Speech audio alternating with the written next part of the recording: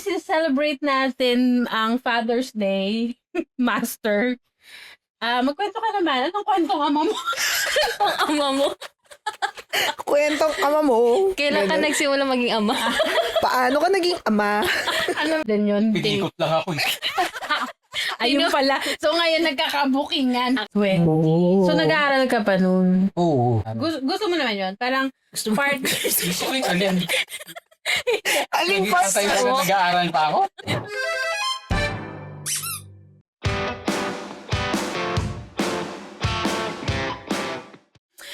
Magandang araw! Nagbabalik na naman ang inyong mga titang bibe. At para sa araw na ito is a special episode because we are celebrating Father's Day. So as you can see, tatlo lang yung mga bibe na kasama nyo dito dahil may substitution na naganap. Wow! So wala ngayon ang ating ambisyosang tita na si Aniela. At dahil dyan, kami At ay dahil dyan magpapakilala. ay magpapakilala muna kami. Ako po, si IC, ang yung rebuilding mom, Kinemberlu. Ako si Liz, ang inyong fangirling tita. Ako si The Yel. province. Ako si Yel, ang iyong tita na madaming hobbies. Ayan, welcome again sa ating episode. Muli, gusto kong introduce ang ating special guest because this is a special episode to celebrate Father's Day. Kaya, we would like to welcome ang nag-iisang master ng kanilang tahanan, Master Sam! Parang malungkot yung guest natin. Di po ba? Nag-iisang master nga lang. Isang Isa lang. Walang ibang sumusunod sa akin, ako lang. Utos mo, sunod sunod mo. mo. Kamusta ka naman, Master? Ayos lang. Ice lang. man of few words. Man of viewers. So, saan kaya abot ang ating chikahan ngayong araw na to? So, dahil celebrate natin ang Father's Day, Master, magkwento ka naman. Anong kwentong ama mo? Ang ama mo. Kwentong ama mo. Kailan ka Ganun. nagsimula maging ama? Paano ka naging ama? Ano ba yan? Isa lang. Hirap eh. Dami. Ayun yung ano. Ang daming Ayun yung kwento. sequence. Muna kayo, Ayun anong yung tatanong sequence. Mama ka na. Hindi ko alam. Paano ka naging ama? Paano siya naging ama? Ganito yun. So ba talaga malaman? Gusto nito ng demonstration. Anong demonstration? Paano yun, di ba? Ang paano, how yun? Mali tanong. Oh, Kayo na magtanong. Ayoko na. Paano ka naging ama? How? So, dapat may step by step. Gusto ko na step by step. Bigyan niyo na ng chance kung paano niya sasagutin yung Oo paano nga, siya naging baka may ama. sagot naman siya. Master, paano ka naging ama? Hindi pwede dito eh. Naniwala ka na? O sige, next question. Hindi, ako na lang. Ilang taon ka ba nung naging ama ka? 20. 20. So, nag-aaral ka pa nun. Oo. Gusto mo naman yun? Parang part... Gusto ko yung alin. Aling Naging patay na pasto? nag-aaral pa ako. Kasi si Aniela, 'di ba, parang dream niya 'yon na maaga siya magiging Mother. So, di kayo nakikinig sa kwento ni Aniela eh. Ikaw ba? Ano din 'yon? Pinikot lang ako eh. Ayun pala. So ngayon nagkakabukingan. Akala ko, Napikot lang pala. sasabihin niya, tinupad ko ang mga pangarap niya. Oo, yun Tinupad tayo. ko lang naman yung pangarap niya. Pinikot niya ako. Pangarap niya yun. Paano ba napikot? Paano ba mapikot ang isang master site? Kasi ganito yun. Ay. Yung pakatulad ng kwento niya na dream niya talaga yun na by pagdating ng age niya na yun, magkakaanak Ayun, siya. Tapos, nagkataon, niya yun sa'yo. ako yung boyfriend niya noon. So, Senior timing. niya yun sa'yo. Tapos doon papasok yung paano ako naging ama. Kasi nga gusto mo lang naman talagang tuparin yung kanya. Pangarap. Tapos, hindi ko pa alam ng time na yon. Hindi. Yung sinikreto pa niya, no? Eh dahil kahit paano, pinalaki naman ako ng tatay ko ng maayos. Noong time na sinabi niya na buntis siya, ang sabi niya sa akin, hindi kita pipilitin na sa'yo kung papanalutan mo. Wow. Tara. Strong, independent woman. Eh dahil nga pinalaki ako ng tatay ko ng maayos, Alam nga naman, takbuhan ko yung responsibilidad ko. At saka may performance ka doon ginawa. Yung May paano. Oo. Kaya yun. Siyempre, kaya ang ano sa akin, kaya ako sinasabi na pigo to, kasi pinlano niya eh. Ikaw din kasi sinabi sa Oo. plano. Ako, hindi ako informed. Parang nagkataon lang na ikaw yung boyfriend noon. Diba? So, Anong nararamdaman mo nung nalaman mo na buntis siya? Phone in question. oh yeah. Thank you for that That, phone-in question. From our Oo. subscribers? Nagulat ka ba? Nalungkot? Noong una kong natakot? malaman, siyempre, hindi denial ako kasi nung time na yun, wala pa sa isip ko talaga na magkakaanak. In denial talaga ako. Hanggang sa, ano yun, last minute in denial pa din ako. Ano na yung last Paano minute? last Yung minute? parang Yeah, nasa labor na iniiri siya, na. ganun. Hindi naman. Iniiri na. Ayaw pa din Ano tanggapin. yung last minute? Nung nagpa-ultrasound siya, yung unang-unang check-up ko. Nung nagka-heartbeat na.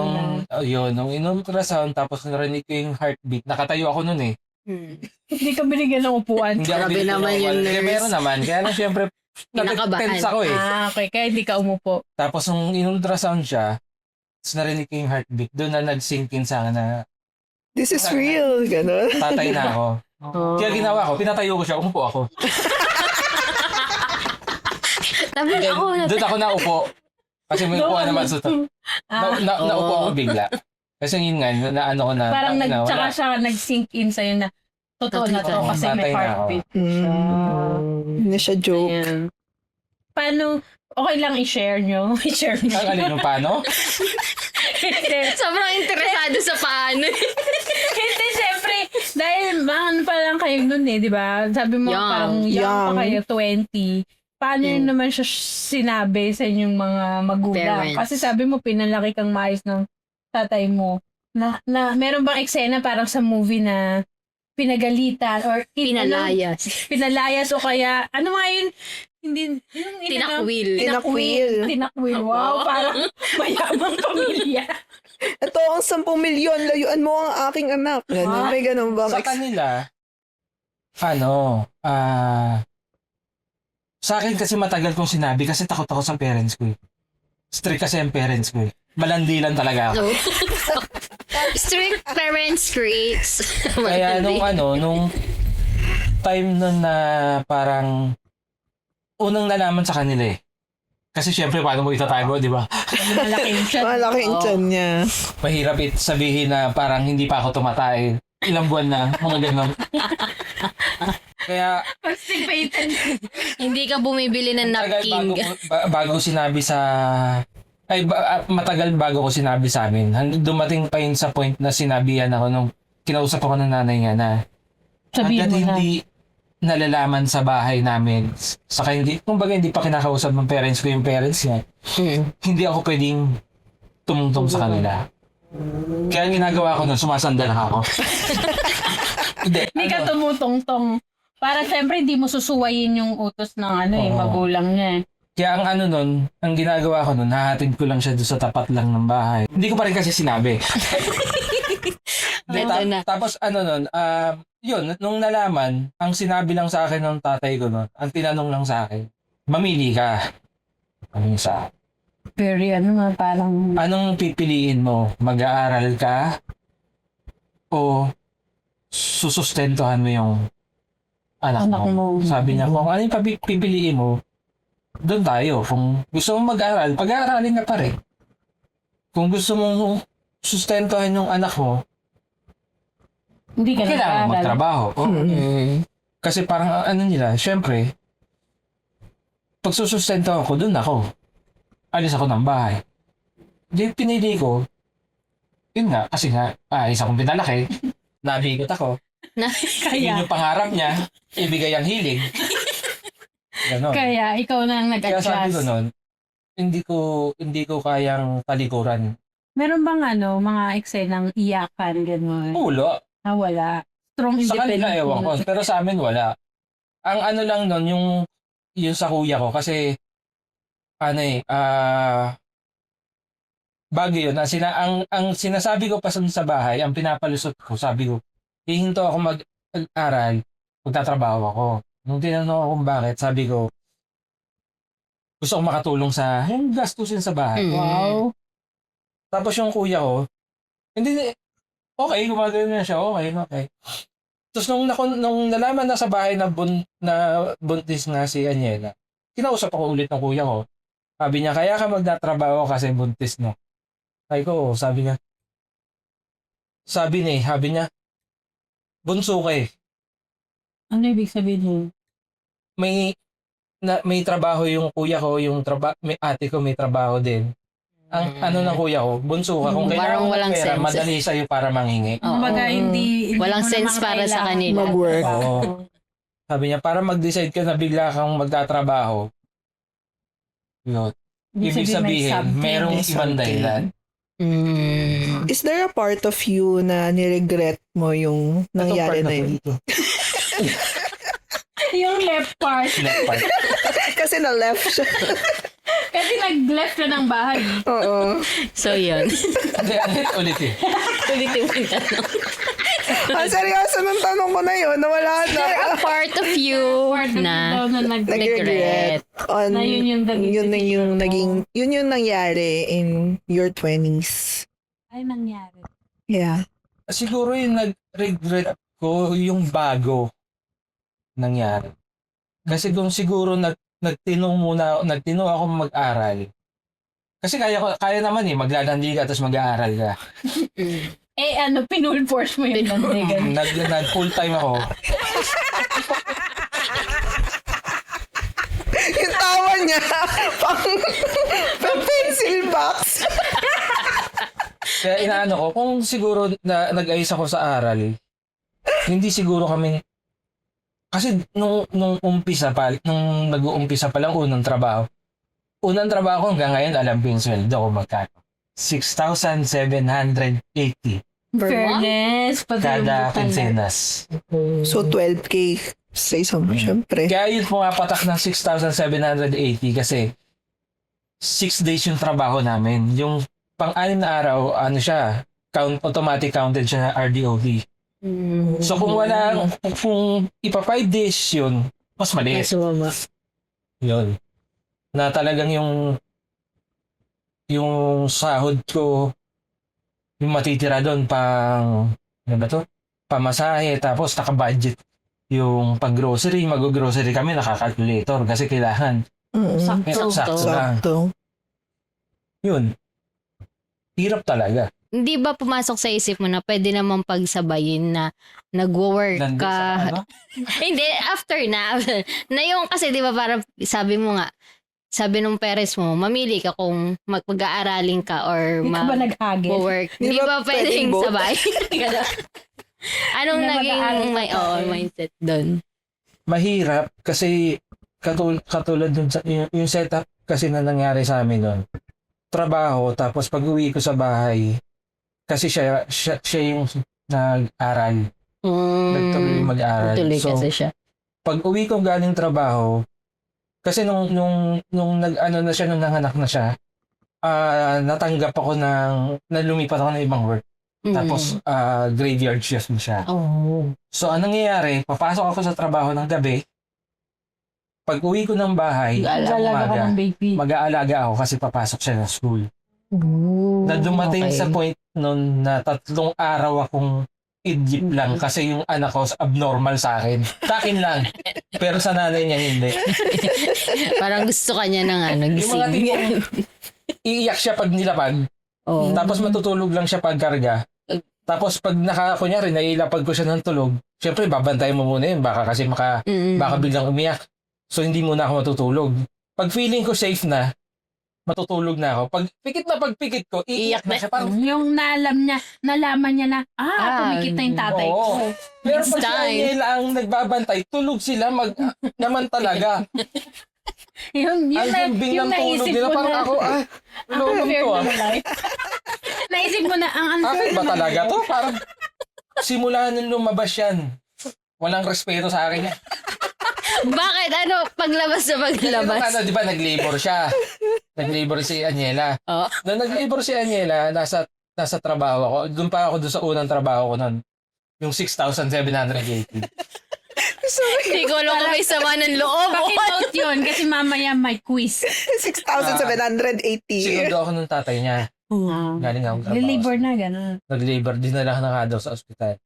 Di punta ako ng ospital. Iniintay ko yung na manganak siya, ganyan. Hanggang sa inumaga ako, nandun ako sa ospital. Tapos siguro mga 11, bumalik yung nanay tatay niya. Sila na muna daw magbabantay kasi alam nga nilang galing akong trabaho. Sabi sa akin, sige, uwi ka na. Hindi pa naman uso nun, hindi pa naman uso grab nun. Saka kahit uso, wala akong pang-grab. So nag-commute lang talaga ako. Tapos binabantayan ko yung cellphone ko kasi sabi ko, pag bigla nag-text, babalik ako. Simula ospital, commute jeep lang yun. Hanggang sa kanila, walang text. Naglihis na ako, Natatawa to. walang text. Wala pa. Humiga na ako sa kama ko, kailan yung katawan ko mag-shutdown na talaga, biglang nag-text yung nanay niya. Lumabas na, wala na, nakapapikit na yung mata ko eh. Ay, kaputa, anong gagawin ko ngayon dito? Yung isa nakapikit, isa nakadilat. Sabi ko, wala. Ginawa ko, lumabas na yan, ano pang gagawin ko? Inidlip ko, tapos mga siguro, nung alimpungatan na ako, yun, bumalik na ako ng hospital. So wala ka nung... From the very start. Pero kasi kahit dun sa yung sa ospital din kasi nila hindi nagpapapasok ng pag manganganak. Sa labas lang nila nakakanak. Ngayon lang kasi talaga kasi yun di ba? Yung kasama yung tatay. panganak. Oo. Natatawa ko. Kasi ganun-ganun yung asawa ko nun nung mga anak ko sabi, wala pa. So yung asawa ko, wala pa. Pumarty naman siya. Kung ikaw natulog, yung asawa ko, pumarty. Kaya alam ko na yung birthday ni Notnot, ka-birthday na yung ninong niya. Kasi bumbirthday naman yung asawa ko. Oh, iba na May entry. Style naman yun. Ito pa yung trivia. Ito ang pinakamalaking kalokohan na nangyari dito. Yung birthday niya, First same birthday. birthday nung ex niya. Wow! Grabe naman yung connectedness. Na-connect pa niya. Puta naman talaga, hindi mo pa pwede. Sana pinigil mo isang araw o kaya pinigil mo ng mas maaga. Bakit? Ano yun? Yung ex na yun yung sinundan mo. Oh, kaya Naman pala. Tanda mo ba? Tanda din. Kasi kumbaga mortal na kaaway ko. Mortal na. Teka lang, pakiangat yung mga paan. Baka natatapakan nyo yung Buhok ni Aniela. So, muntik na siya maging magtutubad ng pangarap. Muntik na yun yung palang tumupad ng Baka kaya siya, ang tingin niya kay Master, mortal na kaaway. Kasi dapat ako andyan. Dapat ako ang tutupad ng kanyang pangarap. Baka alam, no? Baka alam. Siya may alam. Gawin So, di ko talaga. Baka nagpa-seminar siya, hindi ko lang na Di ka naka-attend. sa seminar, eto plano ko sa buhay ko. by the age of this. Kung sino man ang magiging jowa ko sa inyo. Meron pala orientation. Di ka naka-attend. Natin na orientation ng Hindi ko yata na-receive relationship yung niya. invite mo sa email. O kaya pinlano nyo talaga na hindi ka maka-receive ng invite. Oh. Kasi planado na yung pagpikot nyo sa'yo. Doon. Tara. Ang haba rin ng hair mo kasi isipin mo Oo sa nga. dami ng niya, may na? Ay, ano ba yan? May alarm. gratitude time na kasi. Thank you so much, Lord. Sabi, gratitude time nga yung alarm niya. Thank you so much for this episode. Dito na nagtatapos. Sige, medyo forward naman na tayo. Ang malaki na ngayon. Lingi pa rin ba sa'yo? Lumaki na yung mga... kasi siyempre, lumaki na yung anak nyo, tsaka hindi lang naman isa yung anak nyo ni Aniela. Ginawa pa rin namin yung paano. Ano pa din? Ano bang keyword para ma-share mo yung step by step? Comment. Pahirap. Baka maban. Comment paano? Ito na lang, paano? Ano talaga? Kakaiba talaga. Hindi. Paano Si nyo, Coach? paano paano nyo napanatili? Yung Na. ano yun? yung pagmamahalan. Yung ano, di ba ang tagal nyo ng together? Paano nyo napanatili na kayo together? Di mo ba alam? Ilang beses kami on, off, on. Para kaming disco niyan. Kasi mga lalaki yung anak nyo, di ba? So, ano yung pinaka-lesson na na tinuturo nyo talaga sa kanila as their father? Oh, hirap ng tanong. Ano daw ulit? From the top. What is? What is that lesson? Wow. Yung palagi mo lang pinapangaral sa Paalala. kanila, ganyan, Dami pinapaalala. kasi. As the master of your house, ang dami. Dami. Kasi syempre, andun yung lalo na pag sa school, mas maganda na i-try kaysa yung gawin mo kahit hindi mo kayang tapusin o kahit hindi maganda, kahit hindi paayos, hindi tama. Gawin mo kung paano mo alam gawin. At least kasi pag pinasa mo yun sa teacher, makikita na tinry mo. May grade ka, hindi ka zero. Hindi zero. Yes. Yung effort. At least meron kang effort. At kung Kasi mali kung wala man. kang effort, wala kang F5. Gusto ko yung tinignan ko yung human design ni Master. Ano? Anong human design niya? Kasi Paki-reveal. nasa ano siya eh. Sabi niya gusto niya na itry muna nila before ano. Sabi ko siguro may 3. Hindi. Paano? Gagawin. Bakit I-try kasi ko yung paano yung naging atatak ko dito sa episode na to. Hindi, sabi niya kasi na parang gusto niya na susubukan Tinagalog. Pasubukin. Meet Mariel, the interpreter.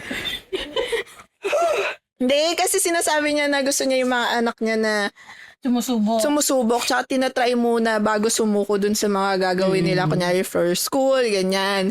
So, sa isip-isip ko, siguro may 3 to si Master sa, May? yung sa, ano, yung Siyempre, design. February 3 siya. May Hindi 3 ka kasi sa talaga akin. siya. Kaya ako sa kanila May sinasabi na na subukan nila. Kasi yung ewan ko, parang ewan ko, wala na. Ewan ko. Kasi I don't know. yung napansin ko kasi, sabi ko nga sa kanila, ang lakas ng utak ko, bukod sa kalokohan, sa katarantaduhan, kunyari may bagay akong gustong gawin. Okay, may gagawin ako isang bagay. Yun. Oras na mag-decide yung utak ko o sinabi ko sa sarili ko, ayoko na, ang hirap. Okay, hindi ko kayang gawin yan. Wala na. Naka-block na siya sa utak ko. So, kahit sumunod na sa mga susunod na instance na gusto ko siyang itry gawin, kahit sabihin ko na subukan ko, kaya ko magawa to, wala na. Kung naka-block na siya sa utak ko na hindi mo kaya. So, yun yung gusto kong matanggal sa utak nila na hindi pwedeng ganun. Katulad yung sa 3D printing ko. Kaya ko siya nagawa kasi bago ko siyang gawin, inisip ko kagad na simpleng bagay lang ito, daling bubuting-ting kan, dali. Pero yung paggagawa ng 3D, dahil simula bata ako, sinabi ko, ang hirap mag-drawing. Ayoko mag-drawing, hindi ko kaya. Andyan yung mga kapatid ko, sila yung mag-drawing. So hanggang ngayon, hindi ko siya magawa. Kasi yun na yung naput mo sa mind mo, which is yun yung gusto mo na hindi ma-put. Hindi ma-adapt. Hindi ma-adapt ng mga anak mo. Ulitin natin, gusto ko na hindi ma-adapt. Ayaw kong ma-adapt nila. Yun na lang. Oo nga. Ayaw niya. Yung utak mo. Ang gulo eh. Ang gulo eh. Tinetest ko lang talaga. Tinetest ka lang talaga Yung namin listening dito. skills mo. Ayaw mong ma-adapt nila yung ganong thinking or mindset. Yeah. So, ano yung biggest struggle mo as a dad? As a dad? As a father. As a father? As an ama? A master sai? Siguro connected siya doon sa sinabi ko na pag may sinabi ko na hindi ko kaya. Kasi sinabi ko sa sarili ko noong dati, hindi ko kaya, never na magiging kaya kong maging tatay.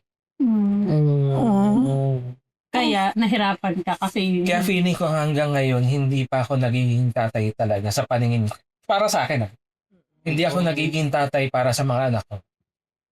Kaya siguro pagkausap ko sila, puro halos kalokohan lang din lumalabas sa isip ko. Unless na pinapagalitan ko sila. Na mabigat sa loob ko kasi kailangan ko maging seryoso. Na hindi ko pwedeng pag pinapagalitan mo, alang bigla mong ihiritan ng kalokohan, di ba? Doon yun yung hirap na hirap yung kalooban ko. Kasi ang sakit eh. Hindi ko kaya magseryoso. Ang hirap. para kung pinupulikan. Effort sa'yo Oo. yun, magseryoso. Feeling ko talaga yun. Hindi ko pa nakikita yung sarili ko na tatay para sa paningin, para sa kanila based sa perspective ko. Ewan ko sa perspective ng iba. Yun. Hindi ko naman ano yun, pakialam ko rin naman. Pero para sa akin kasi, Wala man akong pake. Wala naman siya. siguro ano nun, may room for improvement pa. Gano'n. Oo. Ewan ko. Pero yun, follow up, anong ideal mo ba bilang tatay? Bakit mo nasasabi sa sarili mo na hindi ako tatay sa kanila? Yung idea ko kasi nung tatay, katulad nung tatay ko eh. Kaya ko sinabi nun na hindi ko kaya. Ba't ano ba yung tatay mo? Google Pay ko ng tatay ko. Gulpi naman talaga. Pag hobby nun talaga. Hindi naman. And tayo sa mga hobby. Hindi naman. Hindi kasi maloko talaga ako ng bata. Nagugulpi talaga ako kung nagugulpi. Nakaladkad ako ng tricycle, sobrang kulit ko, nasugatan ako. Pag uwi ko, nagulpi ako ng tatay ko. Sugatan ka na, nagulpi ka pa. Ganon. Ganon yung tatay ko. Stricto ko sa stricto talaga. Kaya nga sabi namin ng kuya ko ngayon na nagkaroon ng apo, sobrang layo.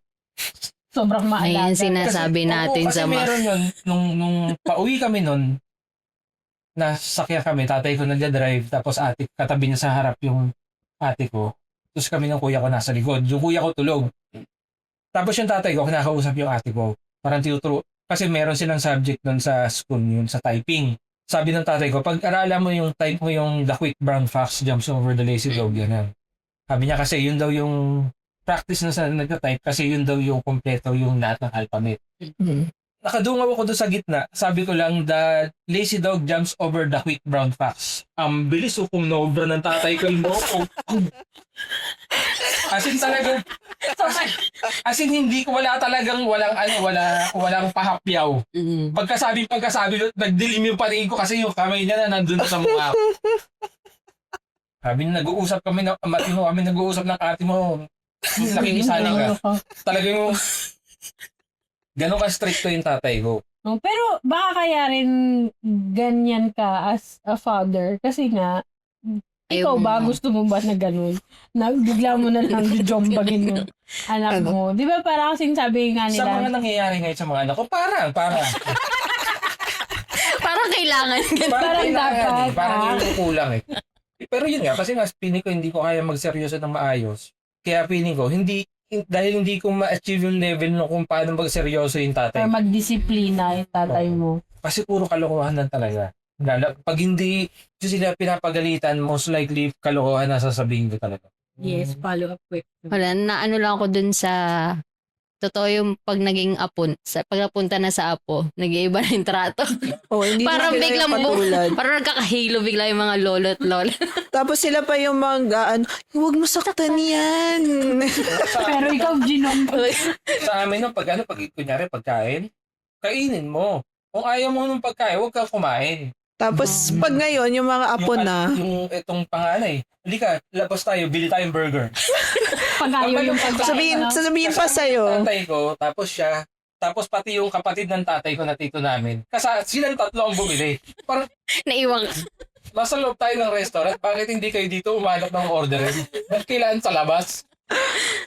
Kasi ikaw pa yung masama. Kapag, bakit to kasi pinipilit pakain sa kanya yan? Ayaw nga niya. Mga lolo talaga. Mga lord. Last question. There's a phoning question coming in. Dali mo, baka mawala yung Kasi landline. mawala na tayo load. Ano ang biggest lesson mo? Bilang Sa ama. Tatay. Bilang 21 years ka ng tatay, ano yung masashare mong biggest lesson mo yun? Na na-experience, na-realize. Na-realize na maaaring kadulutan ng aral ng ating mga 1 million viewers. Ganun. Biggest lesson. Wala eh. Ay, Hindi. Bigger na lang. Bigger siguro, ewan ko. Hindi. Smallest na lang. Hindi ko kasi siya iniisip kung ano yung lesson. Kasi most likely makakalimutan ko siya. Mga tipong matalisod ako. Ano yun?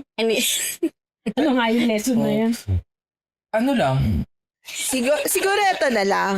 If meron kang payo sa younger self mo nung panahon na bago ka maging ama, ano yung masasabi mo sa kanya? Gago. Mabiblip-blip tayo. Tantado ka. Nauto ka. Nakunto ka. Akala ko mumurahin ka kasi bakit mo ginawa. Yung pala. Hindi yung ano. Akala ko sasabihin niya, good job ka. Siguro yung ano lang, yung ang dami kong opportunities na sinayang na hindi lang ako yung mag-benefit, pati yung pamilya. Kasi madalas ang tinitingnan ko nun, kaya ko bang gawin o hindi. Yun. Dahil nga sinabi ko, hindi ko kaya. Nalilin. Nami-miss mo na yung opportunity. So, translate mo yung message niya. Gusto niya yung message sa past self niya is, dami mo sinayang opportunity, gago ka, ganun. With feel. So yun, maraming salamat, Master, for your time. Sana nag-enjoy ka? Nag-enjoy ka ba? You want more? Ay?